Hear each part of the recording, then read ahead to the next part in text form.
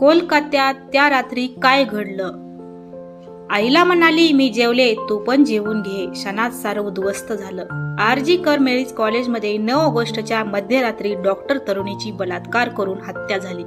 तरुणीने आत्महत्या केल्याचे कॉलेजकडून तिच्या पालकांना सांगण्यात आले.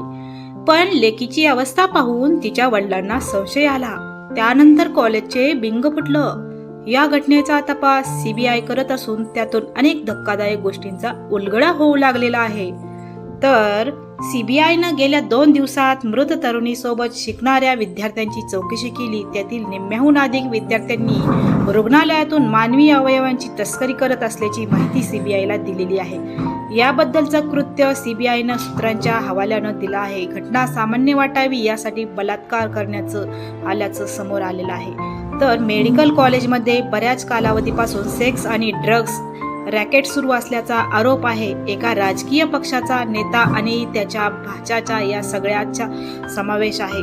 त्याचा तपास सीबीआय करत आहे. ही माहिती मिळाल्यानंतर सीबीआयनं मेडिकल कॉलेजच्या 4 जणांची चौकशी केली. त्यातील 3 जण डॉक्टर असून 1 जण हाऊस स्टाफ आहे.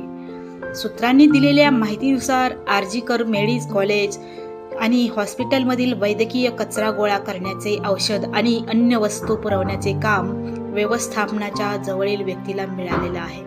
त्यासाठी काही अटी शर्ती घालण्यात आलेल्या होत्या, पण त्या पाळल्या जात नव्हत्या. पीडित तरुणीला याचा सुगावा लागला होता, त्यामुळे तिची हत्या झाली असावी असा अंदाज आहे.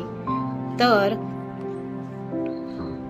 पीडित डॉक्टर तरुणीनं या प्रकरणाची तक्रार आरोग्य भवनाकडे केली होती, पण आरोपीवर वरदहस्त असल्याचे त्यांच्यावर कारवाई झाली नाही. त्यानंतर ट्रेनी डॉक्टर या सगळ्यातील पुरावे सोशल मीडियाच्या माध्यमातून समोर आणून सगळ्याचा पर्दाफाश करण्याची योजना आखत होती.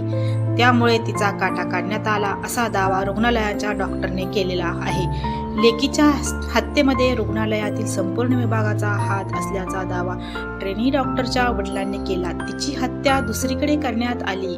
त्यानंतर तिचा मृतदेह सेमिनार रुग्णालयामध्ये आणण्यात आला. पुरावे नष्ट करण्यासाठी सेमिनार हॉलजवळ एका कक्षाची पुनर्बांधण्याची नावाखाली तोडफोड करण्यात आली, असे गंभीर आरोप त्यांनी केलेले आहेत. तर असेच नवनवीन व्हिडिओ पाहण्यासाठी आपल्या चॅनलला प्लीज सबस्क्राईब करा, शेजारी बेल बटन प्रेस करा आणि या ज्या लेडी डॉक्टर आहेत तर त्यांच्याबद्दलच्या तुमच्या ज्या भावना आहेत त्या कमेंटमध्ये कळवायला सुद्धा विसरू नका. व्हिडिओ शेअर करायला विसरू नका.